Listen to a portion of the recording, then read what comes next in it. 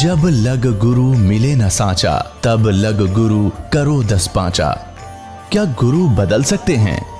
क्या गुरु बदलने से पाप लगता है? अध्यात्म के इस मैदान में आखिर सही गुरु कौन है? गीता जी में वर्णित तत्वदर्शी संत कौन है? इन सभी प्रश्नों के उत्तर जानने के लिए अवश्य सुनिए जगत गुरु तत्वदर्शी संत रामपाल जी महाराज के मंगल प्रवचन। यहाँ बताता है कि बहुनाम जन्मानाम अन्ते ज्ञानवान माम प्रपद्यते, और वासुदेव सर्वमिति स महात्मा सो दुर्लभ है। ओए होए, क्या कहता गीता ज्ञानदाता कि वासुदेव ही सर्वम, सब कुछ है, वासुदेव ही सब कुछ है। ये बताने वाला महात्मा बड़ी मुश्किल तय मिलेगा। वासुदेव कौन है? वासुदेव का अर्थ क्या है? सर्वव्यापी और सर्व समर्थ, जिसका सबके ऊपर अधिपत्य हो, वो उसको वासुदेव कहते हैं। श्री कृष्ण वासुदेव नहीं थे, वो तो वासुदेव के पुत्र थे, उसके पिता का नाम था वासुदेव। जैसे कोई अपने पुत्र का नाम विष्णु रख ले, क्या वो त्रिलोकीनाथ हो जाएगा? तो वो वासुदेव का पुत्र था। श्री कृष्ण वासुदेव नहीं थे। वो कह ले, वे सब कहने लगे उसको वासुदेव, वो वासुदेव नहीं थे। वासुदेव का अर्थ है वेदों में जो सर्वश्रेष्ठा, सर्व उत्पादक और जिसका सबके ऊपर अधिपत्य, कंट्रोल है, सबका शासक, यानी पूरे विश्व में जिसका वास है, जिसके अधिकार में सभी आते हैं, स वासुदेव, वो है वासुदेव। अब अभी आपको प्रारंभ में बताया था सत्संग के प्रारंभ में कि जो सरपुरुष है, जो गीता ज्ञान बोल रहा है, यहाँ पर बता रहा 7वें अध्याय के 18वें और 19वें श्लोक में, वो है सरपुरुष और वो 21 ब्रह्मांड का स्वामी है। गीता अध्याय नंबर 15 के श्लोक नंबर 16 और 17 में 3 पुरुष हैं, सरपुरुष, अक्षर पुरुष और परम। वो तीसरा जो 8वें अध्याय के 3रे श्लोक में परम अक्षर ब्रह्म बताया है, वो 15वें अध्याय के गीता जी के 17वें श्लोक में उस परम अक्षर ब्रह्म की तरफ संकेत है कि उत्तम पुरुष है तू अन्य परमात्मा इति उदाहरत है, यह लोग तरम आविश्य वृत्ति अवैश्वर है। तो यहाँ जो प्रसंग चल रहा है कि ये जो सरपुरुष है, ये 21 ब्रह्मांड का स्वामी है। अक्षर पुरुष 7 संग ब्रह्मांड का स्वामी है। इतना ही प्रभु है, स्वामी है, वासुदेव नहीं है, सबके ऊपर मालिक नहीं है, सब पर इसका वास नहीं है। और जो अक्षर पुरुष है 7 संग ब्रह्मांड का स्वामी है, ये भी वासुदेव नहीं है, सबके ऊपर मालिक नहीं है। और तीसरा जो परम अक्षर ब्रह्म है, वो है वासुदेव, वो ओवरऑल कंट्रोल, असंग ब्रह्मांड का स्वामी, अनंत कोट ब्रह्मांड का एक रति नहीं भारे, सतगुरु पुरुष कबीर हैं ये कुल के सिरजनहारे। हम सुल्तानी नानक तारे, दादू को उपदेश दिया, जात जुलाहा भेद न पाया, वो काशी माहे कबीर हुआ। तो वो वासुदेव है। अब यहाँ 7वें अध्याय का 19वें श्लोक का जो सारांश है, वो क्या कहता गीता ज्ञानदाता कि बहुनाम जन्मानाम अन्ते, बहुत बहुत जन्मों के किसी अंत के जन्म में ज्ञानवान ज्ञानी आत्मा माम प्रपद्यते, मेरी भक्ति करते हैं, मेरी पूजा करते हैं। और वासुदेव सर्वमिति स महात्मा सुदुर्लभ है। यहां भी अनरस कर रखा है इन्होंने अनुवाद के अंदर कि श्री कृष्ण कह रहा है कि मैं वासुदेव हूं और मुझे जो जानता है वो बड़ा मुश्किल से मिला। कृष्ण का सब ने पता, बालक बालक ने पता इसका। तो कहने का भाव ये है कि वो ये कह रहा है कि जो ये बतावेगा संत के वासुदेव ही सर्वम, यही पूर्ण परमात्मा है, यही पूर्ण मोक्षदायक है, इसी की साधना से शाश्वत स्थान प्राप्त होगा और ये पाप नाशक है, ये सारी सब ब्रह्मांडों का कुल का मालिक है, ये बताने वाला महात्मा बड़ी मुश्किल तय मिलेगा।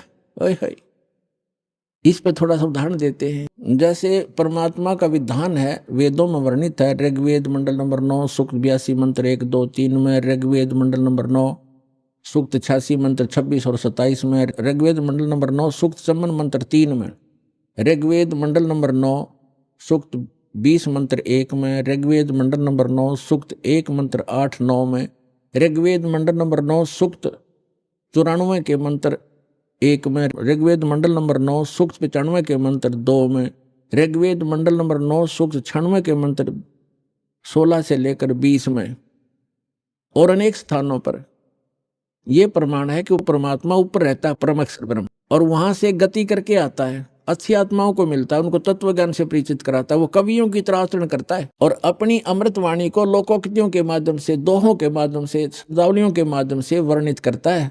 वो सच्चिदानंद घन ब्रह्म की वाणी होती है। तो वो किन महात्माओं को मिला? आदरणीय धर्मदास साहिब जी को, आदरणीय मलुकदास साहिब जी को, आदरणीय नानक साहिब जी को, आदरणीय दादू साहिब जी को, आदरणीय गरीबदास साहिब जी गांव छुरानी जिला दद्दर वाले को, आदरणीय गीसा साहिब जी गांव खेखड़ा जिला मेरठ उत्तर प्रदेश वाले को, और आदरणीय स्वामी रामानंद जी काशी वाले को। ये तो महापुरुष दास के नॉलेज में है जिनको भगवान सीधे मिले, तो अपने नियमानुसार, अपने लीला अनुसार मिलते, ऐसे मिले।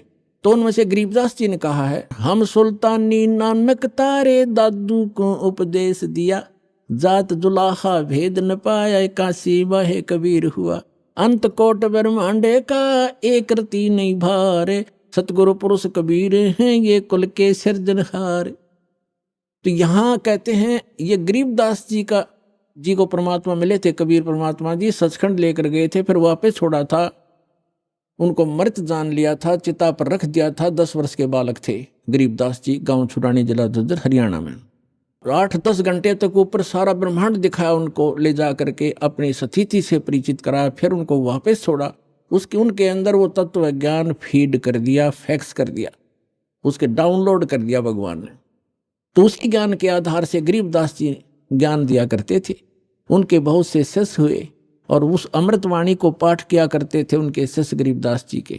जैसे आप ब्रह्म वेदी प्रतिदिन नित्य नियम में करते हो, उस ब्रह्म वेदी का पाठ भी किया करते थे। एक उनका शिष्य था गरीबदास जी का, वो पंजाब साइड में चला गया, लुधियाना के पास एक वासियर गांव है, लुधियाना से थोड़ी सी दूरी पर। आजकल का मौसम था गर्मियों का, यात्रा करता हुआ जा रहा था वो भक्त, और वहां बैठ गया, नहा धो कर सुबह तालाब के किनारे स्नान करके वहां बैठ के अपना सुबह का नित्य नियम करे था, गरीबदास जी की वाणी का जो आप करते हो।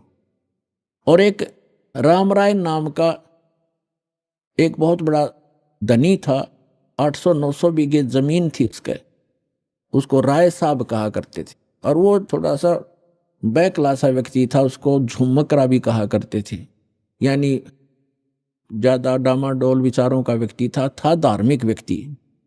तो जब उसने सुबह सुबह वो वाणी सुनी उस गरीबदास जी के शिष्य के मुख से, और ये सरदार जो है सिख लोग वाणी के बड़े कायल होते हैं, इसके ऊपर बड़े आकर्षित हो जाते हैं, निकट जाकर बैठ गया। भगत ने सारी ब्रह्म वेदी कही। तब उस रामराय ने, उस सरदार जी ने, सिख ने पूछा कि ये भगत, ये वाणी किसकी है? तो उसने, भगत ने बताया कि मेरे गुरुदेव गरीबदास जी की है। ये महाराज जी शरीर में हैं या मृत्यु को प्राप्त हो गए, शरीर छोड़ गए? भगत ने बताया कि बहादुरगढ़ के पास एक छुडानी गांव है, वहां है और वर्तमान में है। तो रामराय ने सोचा कि इसे महापुरुष के दर्शन करने चाहिए, संत के। अब उसने संत कैसा मान रखा था, जैसे आप देखते हो अपने हिंदू धर्म में बड़ी बड़ी जटा हो, बड़ी बड़ी दाढ़ी हो, गले में माला हो, राख रूख मसल रखी हो, या कति मूंड मुंडा रखा हो हैं, और लाल कपड़े, गेरवे कपड़े हों, और भी कोई तलक पिलक लगा रखे हों। तो इस तरह की वेशभूषा वाले को हम महात्मा मानते हैं। तो इसी दृष्टिकोण से चल पड़ा कि महात्मा ऐसा पाओगा, दूना दाना लगा रखा होगा, चमटे गाड़ रखे होंगे। गांव छुडानी छोटा सा गांव था, 30-40 घर थे उस समय, ज्यादा से ज्यादा 50 घर होंगे। तो वहां जाकर पूछा कि गरीबदास महाराज से मिलना है। वहां के लोग जानते थे कि इस गरीबू को महाराज कहते हैं, ये लोग बाहर से आने वाले। और गरीबदास जी रहते थे जैसे हरियाणा के व्यक्ति डालते हैं, सिर पर साफा, धोती और कुर्ता, ऐसे रहते थे, सिंपल मैन, जैसे आम नागरिक जैसी वेशभूषा। तो पुण्यात्मा, भगत के लिए वेशभूषा कोई मायने नहीं रखती, चाहे कैसी भी रखो, लेकिन सुटेबल हो, अच्छी हो और देश के अनुकूल हो तो अच्छा रहता है। जैसे लाल को किसी कपड़े में बांध कर रख ले, फटे पुराने में या बढ़िया अच्छे वाले में, वो लाल तो लाल ही होता है। ऐसे भक्त भक्ति से बनता है, ऊपर के आडंबर से नहीं बनता। तो कहने का भाव ये है कि उसका दृष्टिकोण ये था। जब उसने पूछा कि गरीबदास महाराज कहाँ हैं, उन्होंने बता दिया कि सामने वो मकान उन्हीं का है। मकान के आगे बाहर से आए हुए दूसरे गांव के कुछ भक्त बैठे थे, कुछ उस गांव का भी एक दो भक्त था। उनसे पूछा भी महाराज गरीबदास जी कहाँ हैं? उन्होंने बताया भी बैठ जाओ, अभी आ जाएंगे, बाहर घूमने गए हैं सुबह सुबह। किधर गए हैं? किस साइड में गए? उसने सोचा कि इतनी दूर से आया हूं, राम राय जी ने सोचा कि इतनी दूर से आया हूं, महापुरुष के दर्शन करके आहार करूंगा। उनसे पूछा कि किस साइड में गए हैं, मैं उनके दर्शन करना चाहता हूं। और ये भी पूछा कि कितनी देर में आएंगे। तो वहां उपस्थित भक्तों ने बताया कि उनकी मर्जी है भाई, साधु संतों की, आओ तो अभी आ जाओ, ना तो दोपहर तक नहीं आवे। तो कहाँ मिलेंगे? किस दिशा में गए हैं? कहाँ मिलेंगे? कि सामने एक रहट लगा हुआ है, वहां एक झोंपड़ी है, कई बार वहां भी बैठकर वो अपनी भक्ति करते होते हैं। उधर से वो जा रहा था, उसी रास्ते से खेतों में, उधर से गरीबदास जी आ रहे थे, एक सिंपल वेशभूषा हरियाणे की, और सिर पे पशुओं का चारा ले रखा था, थोड़ा सा एक बंडल सा बना के, भरोटा कहते हैं, जवार का। वो आ रहे थे और कोई व्यक्ति बीच में था नहीं। तो राम राय ने गरीबदास जी से पूछा कि भाई किसान, मैंने महाराज गरीबदास जी से मिलना है और सुना है वो इधर आए हुए हैं, आपने देखा?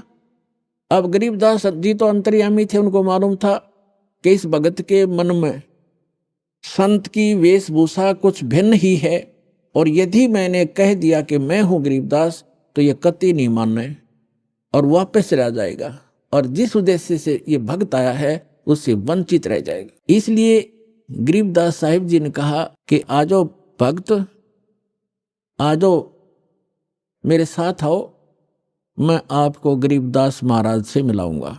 अब वो पीछे पीछे हो लिया। जब वापस आए, उसी घर में पहुंचे जहां उनका घर था, भगत बैठे थे। भगत उठे, उन्होंने, किसी ने तो महाराज के चरणों में दंडवत प्रणाम किया, किसी ने भाग करके वो सिर पे रखा हुआ पशुओं का जो चारे का बरोटा था, बंडल, वो ग्रहण किया। अब राम राय ने सोचा कि ये कौन भाई, कोई सेठ, ये अच्छा जमींदार होगा, किसान, क्योंकि 1400 एकड़ जमीन थी गरीबदास जी की, इतने बड़े किसान थे।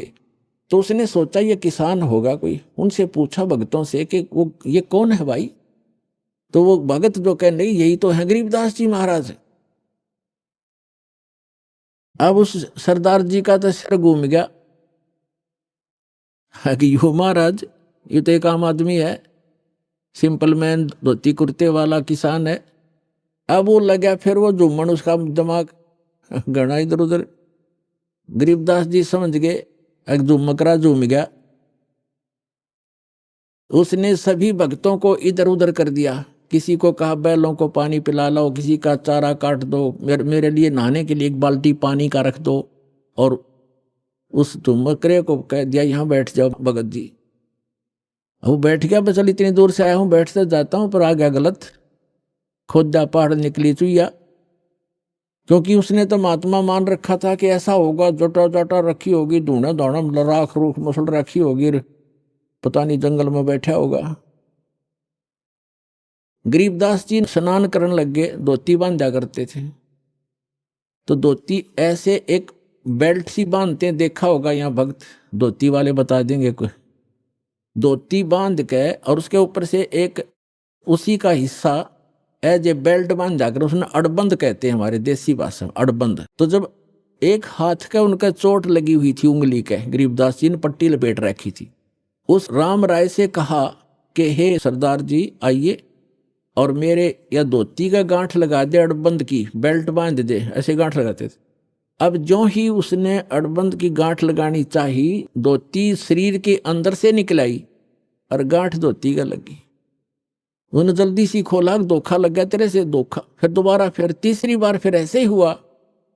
तब गरीबदास जी ने कहा, अरे झुमकरा, वो ये सोच रहा था मेरे जैसा किसान है, इसने संत मानते हैं, ये बड़े भोले आदमी आगे हरियाणा के। तो तब कहा, रे झुमकरा, मैं तेरे जैसा किसान हूँ, जमींदार हूँ भाई, ये गांठ क्यों ना लगती, घनी देर लगी। तो जब उसने देखा ऊपर ने, राम राय जी विष्णु जी के उपासक थे, बेशक से वो सिख थे, विष्णु जी को इष्ट रूप में मानते थे।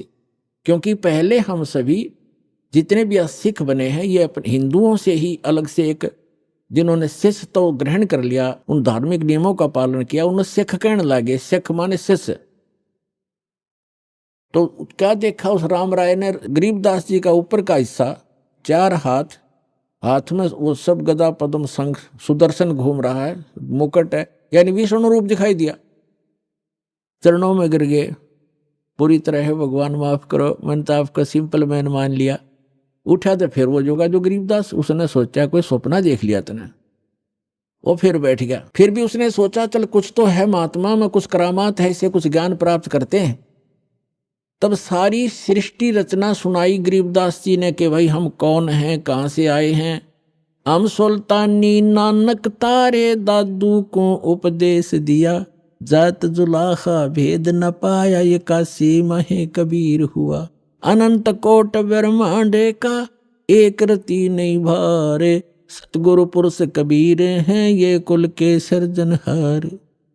पूरी ब्रह्मा विष्णु महेश की सचिथि बताई, सारे ब्रह्मांडों की रचना जो कबीर परमात्मा ने दिखाई थी आंखों और बताई थी वह बताई। तब राम राय कहता है, हे महाराज ये ज्ञान तो आज तक हमारे को किसी ने नहीं बताया।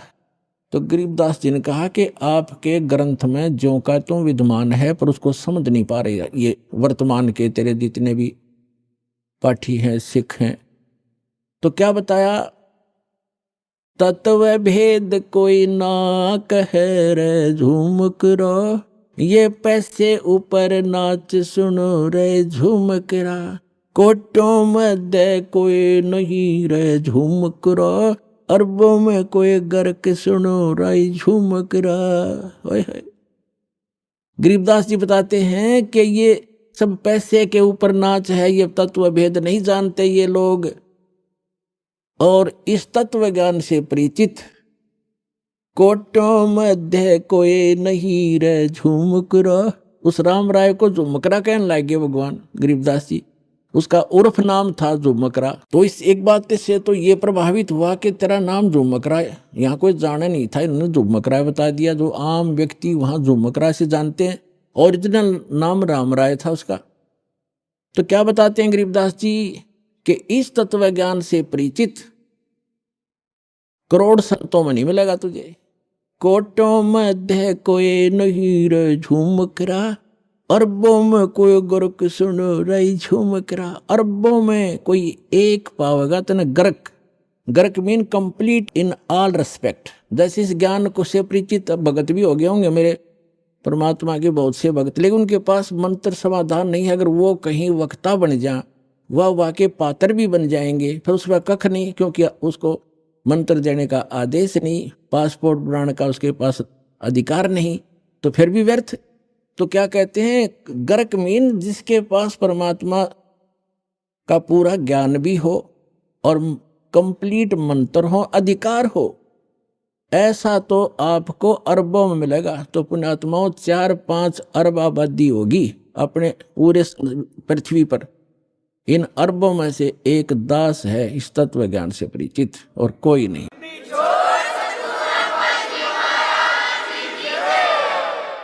अब हम आज का प्रसंग पूरा करते हैं।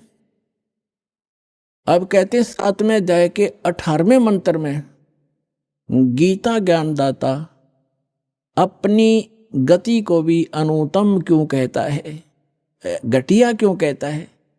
इसका यह है कि जन्म मृत्यु ये खुद कहता है गीता ज्ञानदाता 4थे अध्याय के 5 और 9 श्लोक में, दूसरे अध्याय के 12वें श्लोक में, 10वें अध्याय के दूसरे श्लोक में, कि अर्जुन तेरे और मेरे बहुत जन्म हो चुके हैं, आगे भी होते रहेंगे और पहले भी हो चुके हैं।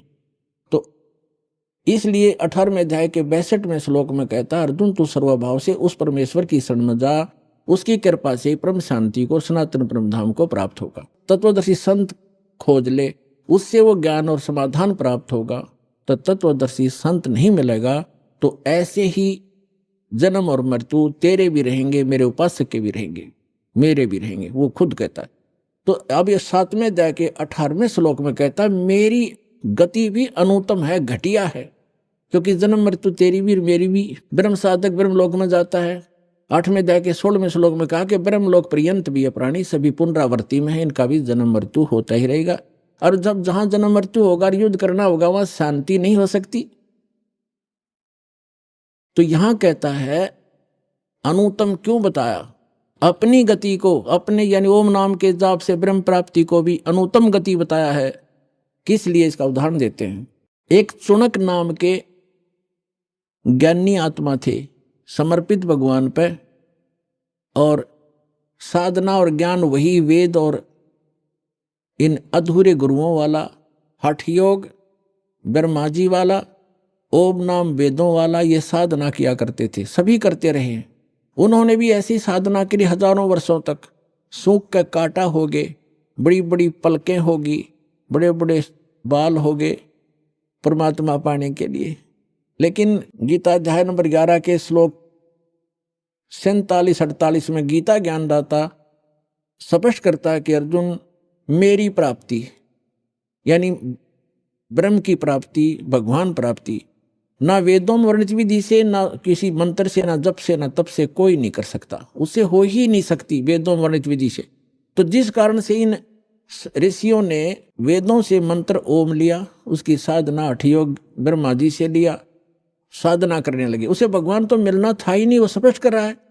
तो उससे सिद्धियां आ गई इनके अंदर, और उन सिद्धियों के आधार से ये प्रभु पाक गए अपनी एक दूसरे, जैसे अगस्त ऋषि में सिद्धि थी 7 समुद्रों को पी लेना, ये कोई छोटी सिद्धि है। 7 समुद्रों को एक घूंट में ऐसे चलू भर कर और सारे सुखा दिए थे, ऐसी सिद्धि होती है आध्यात्मिक शक्ति। लेकिन ये भगवान नहीं हो सकता इन सिद्धियों से। और फिर वापस कुरला कर दिया तो 7 समुद्र भर गए। तो कहने का भाव ये है कि ये तो सिद्धि है, परमात्मा की साधना करने से थोड़ी बहुत ये बैटरी चार्ज हो जाती है, जिसे कुछ चमत्कार दिखा देते हैं। इन्वर्टर में पंखा चल पड़ा, लाइट चल पड़ी, छोटा मोटा रोशनी होगी, मोटर नहीं चला सकता इन्वर्टर जो 10 पावर हाउस पावर की। तो ये छोटे मोटे इन्वर्टर बन गए और बैटरी चार्ज हुई, फिर डिस्चार्ज कर दी, वो खत्म हो गए, पशु बन गए। तो कहने का भाव ये है, ऐसे ही चौनक ऋषि थे, इन्होंने सिद्धियां प्राप्त कर ली और इतनी सिद्धि होगी कि आम सिद्ध पुरुष भी उसका अगर नतमस्तक होने लगा, बड़ा बोलबाला हो गया। एक मानदाता चक्रवर्ती राजा था। चक्रवर्ती राजा का अर्थ होता है जिसका पूरी पृथ्वी पर शासन हो, और उसके अंतर्गत छोटे छोटे नवाब राजा लोग होते हैं, वो उसको टैक्स देते हैं, उसके पराधीन होते हैं, उसके आदेश से चलते हैं, सब कार्य करते हैं। और 2-4 वर्ष के बाद वो क्या करता है राजा, ये देखने के लिए कि मेरे शासनकाल में किसी ने मेरी स्वाधीनता अस्वीकार तो नहीं कर दी है, मेरी पराधीनता कोई अस्वीकार तो नहीं कर दी, यानी मेरे अपने आप में स्वयंभू कोई राजा ना बन गया हो, उसके लिए एक घोड़ा छोड़ते हैं जो राजा का निजी घोड़ा होता है, और उसके आगे एक पंपलेट लटका दिया जाता है कि जिस भी राजा को मानदाता चक्रवर्ती राजा की पराधीनता स्वीकार ना हो, इस घोड़े को पकड़ के बांध ले और युद्ध के लिए तैयार हो जा। राजा के पास 72 करोड़ सेना है, ये समझो सिंपल भाषा में। 72 अक्षौणी का तो वैसे अलग से होता है, जैसे इतने घुड़सवार, इतने रथ वाले, इतने फलाने हाथी वाले, वो मिला करके सारा होता है, हम सिंपल भाव से समझते हैं। 72 करोड़ सेना है, 72 अक्षौणी। वो घोड़ा चल पड़ा, पीछे सैनिक थे, सैनिक घोड़ों पर, घोड़ा खाली, और वो चल रहा अपनी मर्जी से, कहीं से जा रहा, किधर ही जा रहा। तो जाते समय भी चौनक ऋषि ने देखा कि घोड़ा खाली जा रहा है, बाकी वे सवार बैठे, क्या कारण है। लेकिन वापस जब आए तो भी वहीं से आगे वो कुदरती सारी पृथ्वी पर घूम के 1-2-4 वर्ष के बाद तो ऋषि ने पूछा कि सैनिकों, ये घोड़े पर सवार क्यों नहीं कोई। तो सैनिकों ने बताया कि ये राजा मानदाता चक्रवर्ती राजा का घोड़ा है, इस पर कोई बैठ नहीं सकता। और इसके गले में क्या लिखा है, ऋषि ने पूछा।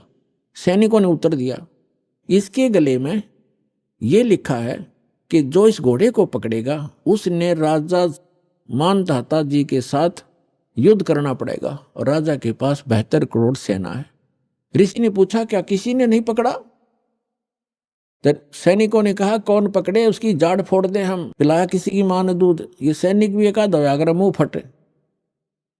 तो उसने, ऋषि ने सोचा राजा को अभिमान हो गया, इसका अभिमान ठीक करते हैं। बता, ऋषि का राजा के अड़न का के तो क्या ऋषि है वो, ऋषि माने अच्छी आत्मा, वो तो गधा है बे, मतलब पंगा पा लिया।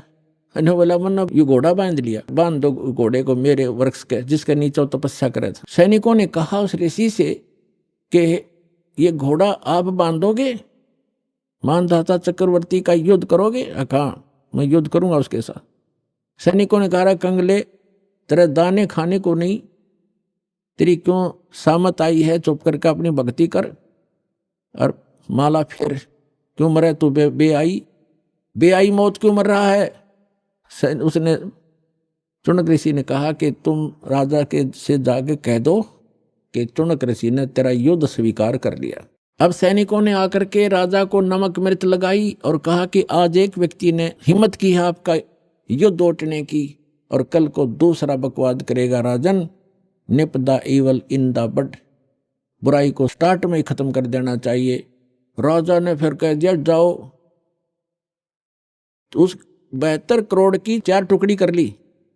18 करोड़ सेना एक आदमी को मारने के लिए भेज दी, चुनक ऋषि को। और चुनक ऋषि ने क्या किया, अपनी जो साधना करी थी, सारे जीवन में डले ढोए थे, उसकी 4 पुतली बना दी, एटम बम बना लिए सिद्धि तय। एक एटम बम छोड़ दिया पुतली, उसने कत्लेआम मचा दिया। घड़ियां पुतली होगी हजारों करोड़ों की संख्या में, और कत्लेआम मचा दिया और वो खत्म हुई सिद्धि। वो तो जो निकल गया बम। राजा ने दूसरी टुकड़ी 18 करोड़ की भेज दी, ऋषि ने दूसरी पुतली भेज दी। ऐसे 72 करोड़ सेना का नाश कर दिया, कत्लेआम कर दिया। किसने? उस चुनक नाम के ब्रह्म उपासक ने, उस काल के उपासक ने, ब्रह्म के उपासक ऋषि ने। अपने आत्मा चाहे तो गोली से मार दे, और किसी के पास वचन की ताकत जंतर मंत्र है उससे मार दे, भगवान के दरबार में दोनों दोषी बराबर होते हैं। अब इसके विषय में सूक्ष्म वेद में परमात्मा ने अमरवाणी में कहा है, सच्चिदानंद घन ब्रह्म की वाणी में, कि 72 अक्षौणी क्षय करी वो चुनक ऋषिश्वर एक, ये दे धारे जोरा फिरे भाई सभी काल के बेखे। 72 अक्षौणी खा गया वो चुनक ऋषिश्वर एक। मानधाता राजा की 72 करोड़ सेना का नाश कर दिया। किसने? उस चुनक ऋषिश्वर अकेले ने। ऋषिश्वर जैसे मुनि और मुनिवर और मुनीश्वर, एक तो मुनि आम साधक, और मुनिवर उन साधकों में श्रेष्ठ मुनि, और फिर मुनीश्वर उन श्रेष्ठ मुनियों में भी परम श्रेष्ठ, यानी उस मुनीश्वर ऋषिश्वर ऋषिश्वर उस तीसरे नंबर के गुड बेटर बेस्ट, उस बेस्ट यहाँ के बेस्ट जाने जाने वाले ऋषि के ये कर्म है 72 करोड़ सेना खाली। ये सूक्ष्म वेद में परमात्मा बता रहे हैं। 72 अक्षौणी खा गया वो चुनक ऋषिश्वर एक, ये दे धारे जोरा फिरे भाई सभी काल के बेखे। जोरा माने मौत, जरा माने बुढ़ापा, यह अंतर समझना कदे भूल जा। जोरा मीन संत भाषा में जोरा माने मृत्यु। कहते हैं ये दिखे संत ऋषि महर्षि, ये तो चलती फिरती घाल है। ये दे धारे मौत फिरे, ये संत नहीं, ये मौत है। ये सभी काल के भेख, ये ब्रह्म के साधक, ब्रह्म तक के पुजारी, ये सभी काल के भेख, दे धारे जोरा फिरे या मौत फिरे, चलती फिरती मनुष्य रूप में इतने मानस मार दिए, तुम इनको महर्षि कहते हो। तो यहाँ गीता ज्ञानदाता भी कहता है कि ये ऋषि हैं तो नेक, लेकिन तत्वदर्शी संत ना मिलने से मेरे वाली अनुत्तम घटिया साधना में लीन रहे, गति में लीन रहे। अब क्या बनेगा? ओम नाम के जाप से ये ब्रह्म लोक जाएगा, और जो सिद्धि की थी, जो साधना तपस्या की, से ये राजा बनेगा। और जो इसने 72 करोड़ सेना मार दी, वो बैड अकाउंट अलग से लिखा जाएगा, वो फिर इसको भोगना पड़ेगा। जैसे ये ब्रह्म ओम नाम की साधना से ब्रह्म लोक में जाएगा, वहां अपनी पुण्य समाप्त करके इस मंत्र के जाप का नाश करके कमाई का ये वापस आएगा, राजा बनेगा पृथ्वी पर। फिर खूब पाप कमाओगा। राजा शिकार करते हैं, अपने अहम के कारण दुनिया मरवा डालते हैं, कत्लेआम कर देते हैं अपने राज्य के लिए, वो पाप इसके बुरे में लिखे जाएंगे। फिर ये कुत्ता बनेगा और इसके सिर में कीड़े पड़ेंगे इस ऋषि चुनक का, और जितने सैनिक मारे थे वो गिन गिन का बदला लेंगे इसका। तो यहां कहते हैं फिर ये खाक मुक्ति हुई। 18वें अध्याय के 62वें श्लोक में कहा कि तू सर्वभाव से अर्जुन उस परमेश्वर की शरण में जा, उसकी कृपा से तो परम शांति को, सनातन परम धाम को प्राप्त होगा। 15वें अध्याय के 4थे श्लोक में कहा कि परम संत की प्राप्ति के उपरांत, तत्वदर्शी संत की प्राप्ति उपरांत परमात्मा के उस परम पद की खोज करनी चाहिए, जहां जाने के बाद साधक लौटकर फिर संसार में कभी नहीं आते, और केवल उसी की भक्ति करो। तो यहां जो ब्रह्म तक के साधक हैं, इसलिए 7वें अध्याय के 18वें श्लोक में गीता ज्ञानदाता कहता है कि ये ज्ञानी है तो अच्छी आत्मा, परमात्मा के लिए समर्पित है, लेकिन तत्वदर्शी संत ना मिलने से ये मेरे वाली अनुत्तम गति में, घटिया गति में लीन रहे। इनको वो संत नहीं मिला जिसकी साधना करके उस स्थान को प्राप्त कर लें जहां जाने के बाद साधक फिर लौटकर कभी संसार बन जाते। तो वो संत ये दास है पुण्यात्माओं, आज समझ में आ जाओ, थारा से फेर आइयो, जितना लेट आओगे उतना पछताओगे, जल्दी आओ अपना कल्याण कराओ।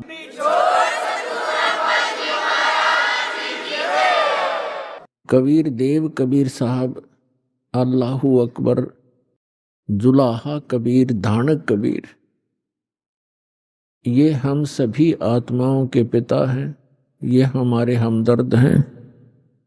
यही वो परमात्मा है जिसने सर्व ब्रह्मांडों की रचना की है। पुण्यात्माओं, सौभाग्य आपका, आप जी का जन्म ऐसे समय में हुआ है जिस समय को परमात्मा ने पूर्व निर्धारित किया हुआ है कि जिस समय कलयुग 5500 वर्ष बीत जाएगा, तब इस अध्यात्म मार्ग को, जो संपूर्ण, कंप्लीट इन ऑल रेस्पेक्ट, जो स्पिरिचुअल नॉलेज है, अध्यात्म मार्ग है, ज्ञान है, इसको सार्वजनिक करने के लिए कहा था भगवान ने। क्योंकि जिस समय परमात्मा स्वयं आए थे 600 वर्ष पहले, सन 1398 से संवत 1455 से सन 1518 संवत 1575 तक वो परमात्मा यहाँ एक जन साधारण की लीला करके चले गए, जो परमात्मा किया ही करते हैं।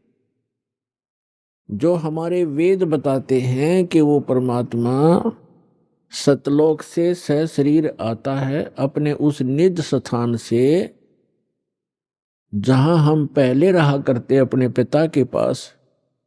हम बालकपन में हम अज्ञानता के कारण अपने उस मूल मालिक को, उस सर्व सुखदाई परमात्मा को छोड़कर यहाँ इस काल के साथ आ गए इसके लोक में। तो वो परमात्मा वहां से आकर हमें पुनः वो याद दिलाने आते हैं कि आप जहां रह रहे हो ये लोक ठीक नहीं, यहाँ की कोई व्यवस्था भी अनुकूल नहीं है। यहाँ जन्म और मृत्यु का ये दीर्घ रोग, और आपको ऐसा कच्चा शरीर दिया है जिसमें कोई ना कोई रोग अवश्य व्यापा रहता है, लगा रहता है। फिर आप ऐसे स्थान पर रहते हो जहां पर प्रत्येक वस्तु का अभाव रहता है, और जिस कारण से ये प्राणी हरदम टेंशन में रहता है, हमेशा दुखी रहता है। परमात्मा के विषय में वेदों में लिखा है, वेद में, कि वो परमात्मा अपने उस स्थान से चलकर आता है जहां हम पहले रहा करते थे, और परमात्मा अब भी वहां रह रहे हैं, और हमारे असंख्यों भाई बहन वहां पर वर्तमान में भी रह रहे हैं, जो पहले वहीं थे, यहां आए नहीं, और जो यहां से परमात्मा की सतभक्ति करके वापस चले गए हैं, वो वहां अब भी रह रहे हैं। तो वहां से चलकर वो परमात्मा आते हैं, एक जन साधारण की लीला करते हैं। वो ऐसी लीला करते हैं कि प्रत्येक प्राणी को इस काल के लोक में यदि सुखी रहना है, तो वो विधि, वो तरीका, वो एक भूमिका परमात्मा स्वयं ही करते हैं। परमेश्वर कबीर जी एक झोंपड़ी में रहा करते थे, पूरा परिवार। वैसे तो पूरा विश्व उसी के बच्चे हैं, उसी के पुत्र पुत्री हैं, लेकिन उस समय उन्होंने एक गृहस्थ विधि से परिवार नहीं बनाया था। परमात्मा के परिवार में कुल 5 सदस्य थे। एक तो नीरू और नीमा, ये 2, जिनको परमात्मा लहर तारा नामक तालाब पर कमल के फूल पर शिशु रूप में मिले थे, और एक स्वयं परमात्मा, और एक लड़का एक लड़की। लड़के का नाम कमाल था, लड़की का नाम कमाली था। ये दोनों, लड़का और लड़की, परमात्मा ने मृत जीवित किए थे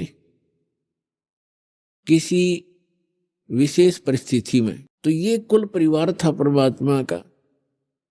तो परमात्मा एक झोपड़ी में रहा करते थे और एक जुलाहे का कार्य किया करते थे, कपड़ा बुनते थे, अपने हाथों से निर्वाह करते थे और तत्व ज्ञान का प्रचार भी करते थे, सत्संग भी करते थे और सतगुरु रूप में वो उपदेश भी दिया करते थे, दीक्षा भी देते थे और यथार्थ ज्ञान भी सुनाया करते थे। तो वो परमात्मा 600 वर्ष पहले आए थे। उन्होंने स्वयं ही अपनी महिमा आप ही बताई है कि चारों युग में मैं आया हूं, प्रत्येक युग में। सतयुग में सत सुकृत कै टेरा, त्रेता नाम मुनींदर मेरा, द्वापर में करुणा में कहाया, कलयुग नाम कबीर धराया। परमात्मा कहते हैं चारों युग में मैं आया, और जो परमात्मा लीला किया ही करते हैं, अच्छी आत्माओं को मिलते हैं, उनको तत्व ज्ञान से परिचित कराते हैं, फिर अपने सतलोक में ले जाते हैं, वहां से फिर वापस छोड़ते हैं अपना साक्षी बना करके। कैसा है भगवान, कहाँ रहता है परमात्मा, कैसे मिलता है वो भगवान। तो ये सब अपनी प्यारी आत्माओं को बताते हैं परमेश्वर, और उनको अपने से परिचित कराकर संसार में पुनः छोड़ देते हैं। फिर वो महापुरुष उस परमात्मा की आंखों देखी महिमा सुनाया करते हैं।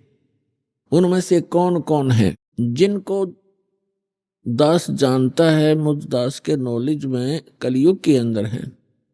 आदरणीय द्रवदास साहिब जी, आदरणीय मलुकदास साहिब जी, आदरणीय नानक साहिब जी, आदरणीय दादू साहिब जी, आदरणीय गरीबदास साहिब जी, गांव छुड़ानी, जिला झज्जर वाले, आदरणीय घीसा दास साहिब जी, गांव खेखड़ा, जिला मेरठ, उत्तर प्रदेश वाले, आदरणीय स्वामी रामानंद जी, काशी वाले। इन महापुरुषों को परमात्मा मिले और इन महापुरुषों ने परमेश्वर की महिमा आंखों देखी, बताई, अपनी अमृतवाणी में लिपिबद्ध करवाई। आज वो एफिडेविट हैं उस परम पिता की महिमा जो उन्होंने आंखों देखी थी। तो पुण्यात्माओं, परमेश्वर ने कहा है, चारों युग में संत पुकारे, कूक कहा हम हेल रे, हीरे माणिक मोती बरसें, ये जग चुगता ढेल रे। परमात्मा बताते हैं कि चारों युग में मेरे से परिचित मेरे संतों ने मेरे द्वारा बताई गई यथार्थ भक्ति विधि का डंडोरा पीटा, मुनादी करी, अनाउंसमेंट की खूब जोर जोर से, और मैंने भी आकर के प्रत्येक युग में इस यथार्थ ज्ञान रूपी हीरे मोती लालों की वर्षा की। लेकिन हम पर विश्वास ना करके इन काल के दूतों, नकली आचार्यों, शंकराचार्यों और इन झूठे गुरुओं पर विश्वास करके पूरा मानव समाज वर्तमान में डले ढो रहा है, कंकर पत्थर कौड़ी इकट्ठी कर रहा है लाल के स्थान पर। अर्थात यथार्थ ज्ञान और यथार्थ भक्ति विधि ये तो है हीरे मोती और लाल यानी बहुमूल्य, ये हैं वास्तव लाभ देने वाले। और जो गीता अध्याय नंबर 16 के श्लोक 23 में कहा है कि शास्त्र विधि को त्याग कर जो मनमाना आचरण करते हैं, मनमानी पूजाएं करते हैं जो शास्त्रों में सदग्रंथों में विद्यमान नहीं है, तो उनको न तो कोई सुख होता है, न उनको कोई सिद्धि प्राप्त होती है और न ही उनकी गति होती है, अर्थात व्यर्थ, यूजलेस। तो जो शास्त्र विधि को त्याग कर सदग्रंथों के विपरीत साधनक है, वो परमात्मा ने बताई है कि वे डले हैं। ढेल, ढेल माने डले, कंकर पत्थर जिनकी कोई वैल्यू नहीं है। चारों युग में संत पुकारे, कूक कहा हम हेल रे, हीरे माणिक मोती बरसे, ये जग चुगता ढेल रे। पर भी लेन जात है दुनिया, हमारा ज्ञान किन्हे ना सुनिया। परमात्मा कबीर देव जी, कबीर साहब जी बता रहे हैं कि लोक वेद के आधार से, दंत कथाओं के आधार से शास्त्र विरुद्ध साधना करते हुए ये प्राणी कुंभ के मेले का अनुष्ठान करते हैं और पर भी लेने के लिए जाते हैं वहां कल्याणार्थ। उसके लिए भगवान बताते हैं कि जिस तालाब या सरोवर या दरिया में आप स्नान करने जाते हो निर्धारित करके, आपसे पहले वहां उस तालाब में, सरोवर में, उस दरिया में मेंढक, मछली और बहुत से कीड़े मकोड़े पहले से विद्यमान होते हैं, जीव जंतु। आइए अब हम उन श्रद्धालुओं के अनुभव जानते हैं जो जगत गुरु तत्वदर्शी संत रामपाल जी महाराज जी से दीक्षा प्राप्त कर चुके हैं तथा उनके द्वारा बताए गए भक्ति मार्ग पर चल रहे हैं। नमस्कार सर। नमस्कार सर। सर क्या नाम है आपका? सर मेरा नाम राजकुमार है। राजकुमार जी आप कहाँ से हैं? सर मैं गांव दौलतपुर, जिला बुलंदशहर, उत्तर प्रदेश का रहने वाला हूँ। राजकुमार जी, संत रामपाल जी महाराज से नाम दीक्षा आपने कब ली? सर संत रामपाल जी महाराज जी से नाम दीक्षा सन 2005 में ली थी, 27 जून सन 2005। सर संत रामपाल जी महाराज से नाम दीक्षा लेने से पहले क्या आप कोई भक्ति साधना भी करते थे?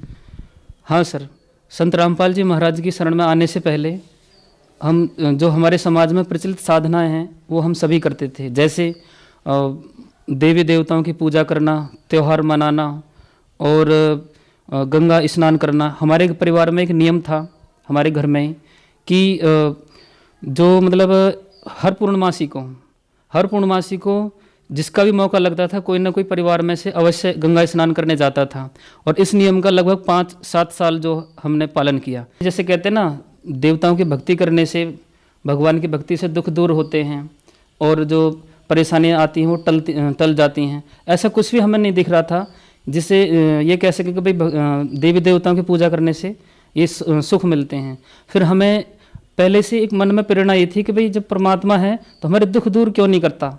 हमारे जो है हम ऐसे भगवान की भक्ति करें जो हमसे बात करें, यानी भगवान के बारे में कोई बताने वाला हमें संत मिले, जो हमें हमारी जो ज्ञान की तड़प है, यानी परमात्मा ने ये सृष्टि बनाई, ये सब कुछ बनाया, ये क्यों बनाया, हम दुखी क्यों हैं यहाँ और यहाँ से सुखी होने का रहस्य क्या है, इसके बारे में बताने वाला कोई संत मिले, यानी कोई भगवान के बारे में ज्ञान देने वाला कोई संत मिले जिसको हम गुरु बना करके भक्ति करें। तो ये साधनाएं हम करते थे, यानी देवी देवताओं की पूजा करना। किसी ने बताया आप जो है आसाराम जी से नाम दीक्षा ले लो। उससे पहले एक छोटी सी घटना है, ये दास आपको बताना चाहता है। हमारे परिवार में एक मुकदमा चला था ज़मीन का, उसमें हमें बहुत पैसे का नुकसान हुआ था क्योंकि हमारे पिताजी दिल्ली सिलाई का काम करते हैं। एक मजदूरी की तरह ही है, क्योंकि एक परिवार का एक मेंबर जिसमें परिवार के पालन पोषण की जिम्मेदारी हो जिसके ऊपर, और वो ही व्यक्ति अगर केस या मुकदमा लड़ेगा, तारीखों पर जाएगा, पैसे खर्च करेगा, तो फिर जो है परिवार का पालन पोषण कैसे होगा। यानी आर्थिक तंगी बहुत ज़्यादा हो गई, जिसकी वजह से हमने जो है एक मतलब ये कह सकते हैं कि भाई भक्ति की आड़ लेनी चाहिए। और इसी क्रम में किसी ने सलाह दी कि आप आसाराम जी बापू जी से नाम ले लो और गुरु बना करके भक्ति करने से दुख दूर होते हैं। तो हमने आसाराम जी बापू जी से 2001 में नाम दीक्षा ली थी, जब इस दास की उम्र लगभग 8 साल थी। और उसके बाद फिर भी भक्ति हमारी तो नाम दीक्षा जो ली थी हमारी मम्मी जी ने, हमारे पापा जी ने और मैंने, हम तीनों ने एक साथ ली थी आसाराम जी से भी। उसके बाद भक्ति की, लेकिन भक्ति का कोई ख़ास फ़ायदा नहीं हुआ। उसके बाद हमारे पिताजी दिल्ली रहते थे, उनको दमा सांस की प्रॉब्लम थी और इतनी प्रॉब्लम थी कई बार जो है वो अपने दैनिक कार्य जैसे मान लो सुबह उठ करके अपना काम करना वो नॉर्मली नहीं कर पाते थे। और हमारी मम्मी जी को ब्लड प्रेशर लो की समस्या थी, रोज़ तीसरे दिन उन्हें ब्लड प्रेशर लो हो जाया करता था, बहुत ज़्यादा दिक्कत होती थी। यहाँ तक कि अपनी जो है जो दैनिक क्रियाएँ होती हैं जैसे सुबह उठकर अपना नहाना धोना करना, पूजा पाठ करना, इसमें भी वो दिक्कत होती थी उनको। अब आसाराम जी बापू जी से नाम दीक्षा जब ली थी उन्होंने, तो उनकी भक्ति में ये नियम था कि भाई सुबह उठ करके सबसे पहले आपको नहा धो करके ही पूजा करनी है। अब जब बीमार आदमी है, बीमार व्यक्ति है, तो पूजा पाठ कैसे करेगा? तो इस तरीके से भक्ति करते हुए दिक्कतें आ रही थीं। सर, इन सब परेशानियों के बीच आपको संत रामपाल जी महाराज के बारे में जानकारी कहाँ से मिली? सन 2004 में हमारे जो पिताजी थे वो करावल नगर दिल्ली में काम करने जाते थे। घर से जैसे फैक्ट्री के लिए निकले वो, तो रास्ते में एक सतीश भगत जी हैं करावल नगर दिल्ली में, तो वहाँ उनके यहाँ पर परमेश्वर स्वरूप संत रामपाल जी महाराज जी का सत्संग चल रहा था। 4 दिवसीय सत्संग था 14 से 18 अप्रैल सन 2004 में। तो पिताजी ने देखा वहाँ पोस्टर लगे हुए थे कि काल कौन है, हम सब देवी देवताओं की इतनी भक्ति करते हैं फिर भी दुखी क्यों हैं, वो परमेश्वर कौन है जो हमें दुखी से सुखी कर सकता है। इन सभी प्रश्नों के उत्तर पाने के लिए और ज्ञान की जो तड़फ है उसको पूरा करने के लिए हम भक्ति कर रहे थे। और यहाँ जब उससे संबंधित बातें सुनने को मिली तो हमें बड़ी खुशी हुई पिताजी को। उन्होंने वहाँ रुक करके सत्संग सुना। तो सत्संग में सदगुरुदेव जी यानी संत रामपाल जी महाराज समझा रहे थे कि ब्रह्मा विष्णु महेश की जो भक्ति करते हैं उनके पाप नहीं कट सकते, उनके दुख दूर नहीं हो सकते, क्योंकि ये इनके पावर से बाहर की बात है और इन देवी देवताओं की भक्ति नहीं करनी चाहिए। आसाराम जी, सुधांशु जी ये गलत भक्ति बता करके भक्त समाज को गुमराह कर रहे हैं। इसके बारे में संत रामपाल जी महाराज समझा रहे थे सत्संग में। इन सब बातों को सुन करके हमारे पिताजी को बिल्कुल भी अच्छी बात नहीं लगी, क्योंकि हमारे पिताजी और हम सभी ने आसाराम जी से नाम दीक्षा ले रखी थी कि भाई आसाराम जी के बारे में ऐसा बोल रहे हैं, ये तो बहुत गलत बात है, किसी के बारे में ऐसा नहीं बोलना चाहिए। लेकिन संत रामपाल जी ने इन सारी जानकारी देने के साथ साथ जो सदग्रंथ दिखाए, जैसे गीता दिखाया, वेद दिखाए, पुराण दिखाए, उन सब में गुरुजी ने उंगली रख रख के पढ़ाया कि भाई देखो हमारे वेद ऐसा बताते हैं। तो पिताजी ने जब ये सच्चाई सुनी तो उन्हें बहुत ही ज़्यादा अचंभा लगा और कहा कि भाई ये तो सच्ची बात है जो हमारे ग्रंथ बता रहे हैं। गीता जी दिखाई, श्रीमद् भगवद गीता का पहले हम एक अध्याय का डेली पाठ करते थे, क्योंकि हमें बताया गया था कि श्रीमद् भगवद गीता का पाठ करने से ज्ञान यज्ञ का लाभ मिलता है और उससे दुख दूर होते हैं हमारे। तो उसका हम एक अध्याय का डेली पाठ करते थे, लेकिन उसमें रहस्य क्या है ये हम नहीं समझ पाए। जब संत रामपाल जी महाराज जी ने प्रोजेक्टर के माध्यम से श्रीमद् भगवद गीता को पढ़ाया और उसके वास्तविक ज्ञान से परिचित कराया, तब पिताजी को बहुत मतलब अचंभा हुआ कि अरे हमारे सदग्रंथ ये बता रहे हैं और हम ये साधना कर रहे हैं, इसलिए हम दुखी हैं। तो पिताजी ने 4 दिन लगातार वहाँ सत्संग सुना। तो उसके बाद संत रामपाल जी महाराज जी का ज्ञान सुनने का इस दास को भी सुअवसर प्राप्त हुआ और जिस भक्ति और भगवान की हमें तलाश थी उसके बारे में जानकारी मिली। बड़ी खुशी हुई मन में कि हे परमात्मा, हम आपके लिए तड़फ रहे थे और आप जो है अब ये तड़फ हमारी पूरी हो जाएगी, यानी जो ज्ञान की भूख थी वो कंप्लीट हो जाएगी। और वो पुस्तकें फिर हमने पढ़ी। उन पुस्तकों को पढ़ने से हमें यथार्थ ज्ञान हुआ कि सबसे पहले हम ये सोचते थे कि भाई सृष्टि कैसे रची गई है, इसका कोई वास्तविक जानकार कौन है जो हमें ये बता सके कि सृष्टि कैसे रची गई है। तो संत रामपाल जी महाराज जी ने विद प्रूफ सृष्टि रचना सुना करके सभी धर्म ग्रंथों के पवित्र सदग्रंथों से ये प्रमाणित कर दिया कि पूर्ण परमात्मा कौन है, कैसे कैसे सृष्टि रची गई। हम तीनों सतलोक आश्रम करौथा गए और वहाँ से संत रामपाल जी महाराज जी से नाम दीक्षा ली। सदगुरु रामपाल जी महाराज जी से नाम लेने के बाद जब हम उनके दर्शनों के लिए वहाँ पहुँचे, सदगुरु रामपाल जी महाराज जी ने दर्शनों की लाइन में देख करके दूर से ही बोला कि आप जो है मतलब भक्ति में आस्था तो बहुत है आप लोगों की, लेकिन यहाँ आने में बहुत टाइम लगा दिया था। और उन्होंने कहा था कि आप मतलब हमसे बिना बात करे ही सदगुरुदेव जी ने बता देखा आप करावल नगर दिल्ली से आए हो, ये ज्ञान तो आपने 1 साल पहले सुना था और इतना टाइम कैसे लगा दिया, ये ज्ञान तो जादू का काम करता है। यानी हमें ये एहसास हुआ कि ये तो स्वयं परमात्मा है, यानी हमारे बिना बताए उन्होंने सब कुछ बता दिया कि ये करावल नगर से आए हैं और 1 साल पहले इन्होंने सत्संग सुना था, ज्ञान सुना था। संत रामपाल जी महाराज से नाम दीक्षा लेने के बाद क्या आपको लाभ भी प्राप्त हुए? संत रामपाल जी महाराज जी से नाम दीक्षा लेने के बाद हमें बहुत सारे लाभ हुए।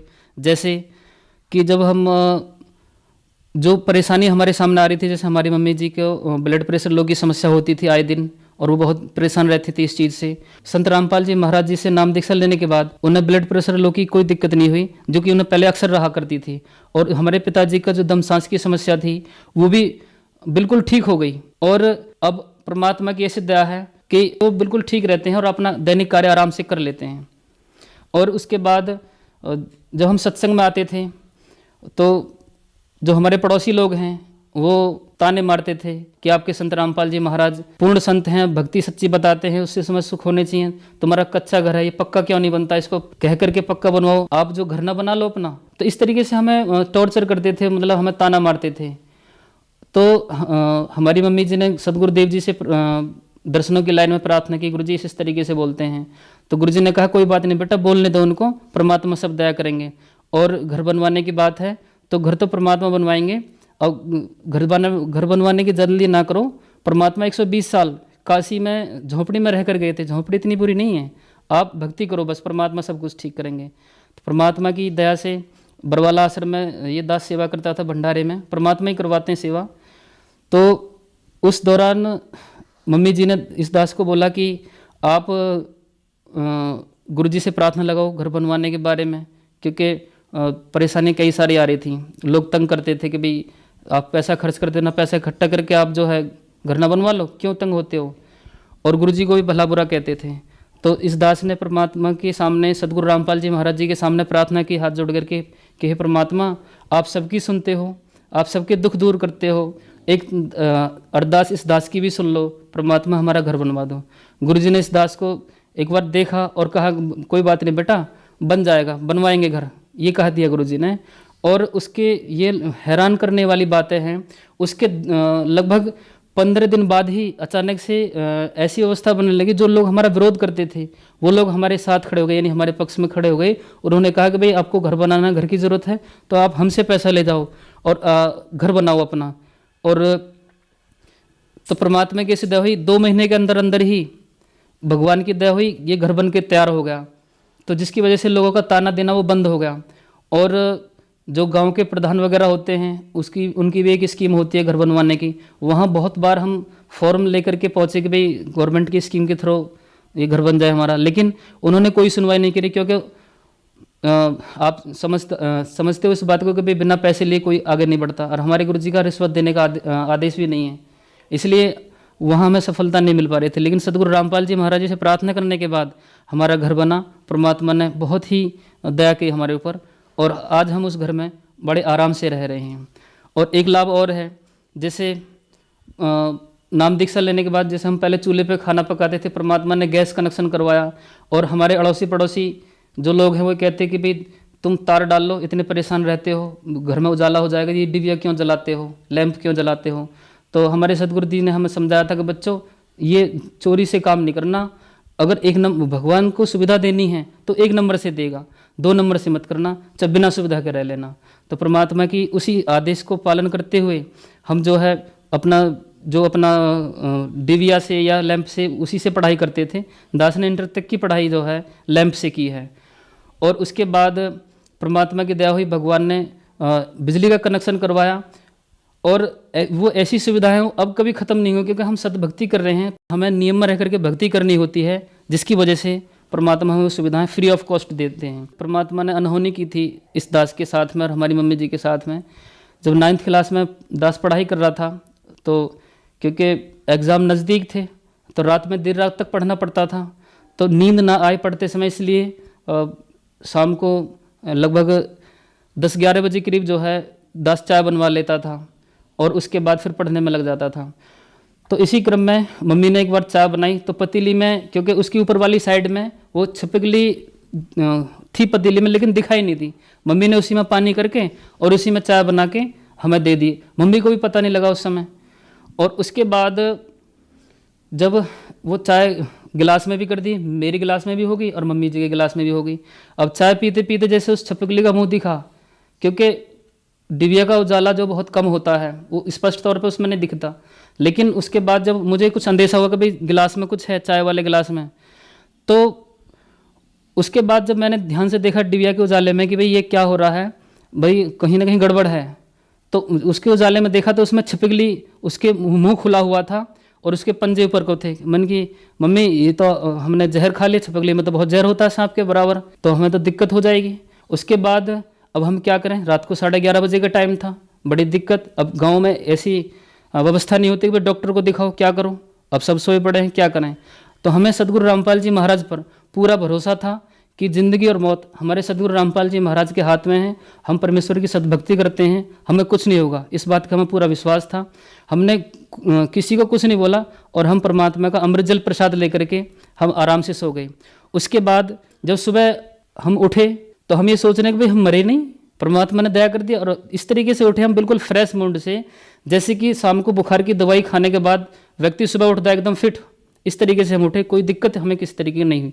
अगले दिन जब डॉक्टरों को बताया कि भाई इस तरीके से हमारे साथ ये दिक्कत हुई, तो डॉक्टर ने बताया कि अगर चिकनाई में छिपकली गिरती है तो उससे नुकसान होने के चांसेस नहीं रहते हैं, लेकिन चाय में तो कोई ऐसी चीज़ ही नहीं होती, इसलिए तुम्हें तो मतलब बहुत दिक्कत होनी थी, तो तुम्हें मतलब उल्टी होनी थी तब बच सकते थे, या फिर जो तुम्हारी मौत होनी थी। तो इस तरीके से परमात्मा ने हमारी जीवन रक्षा की। रिश्तेदारी में जाते हैं, आने जाने में कई सारी दिक्कतें होती हैं, उन सुविधा को, उन चीज़ों को ध्यान में रखते हुए तो दास के मन में एक प्रेरणा हुई कि भाई अगर मोटरसाइकिल मिल जाए तो कितना अच्छा हो। नई का हमारा ब्योत था नहीं, क्योंकि इतनी पैसे की इनकम नहीं थी।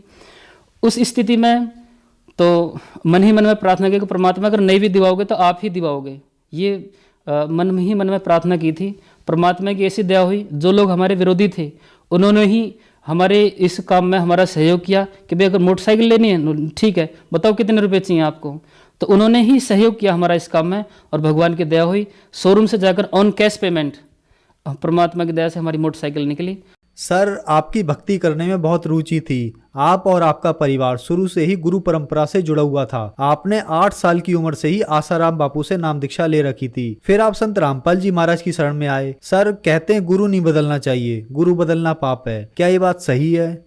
नहीं, ये बात बिल्कुल गलत है। बताया जाता है कि मनुष्य जीवन बड़े मुश्किल से मिलता है, और इस मनुष्य जीवन को प्राप्त करके जो लोग सच्चे गुरु की तलाश करके भक्ति नहीं करते, वो उनका जीवन ये खराब हो जाता है। और सच्चे गुरु की पहचान के विषय में सदग्रंथ बताते हैं, जैसे श्रीमद् भगवद गीता में बताया कि बहुना नाम जन्मा नाम अंते ज्ञानवान माम प्रपदन्ते वासुदेव सर्वमिति स महात्मा सो दुर्लभ है। यानी पूर्ण परमात्मा ही, घट घट में वसने वाला परमात्मा ही सब कुछ है, ये बताने वाला संत बहुत मुश्किल से मिलेगा।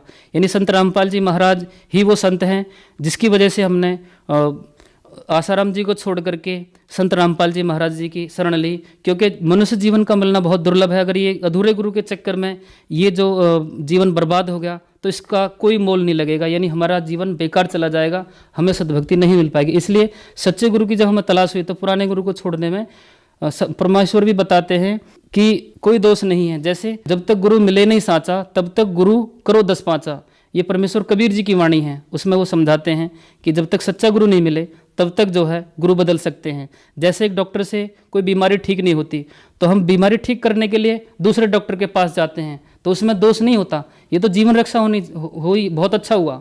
तो गुरु बदलने में कोई दोष नहीं है। ये धारणा गलत बना रखी है कि गुरु बदलने से दोष लगता है। धन्यवाद सर। सच्चाई।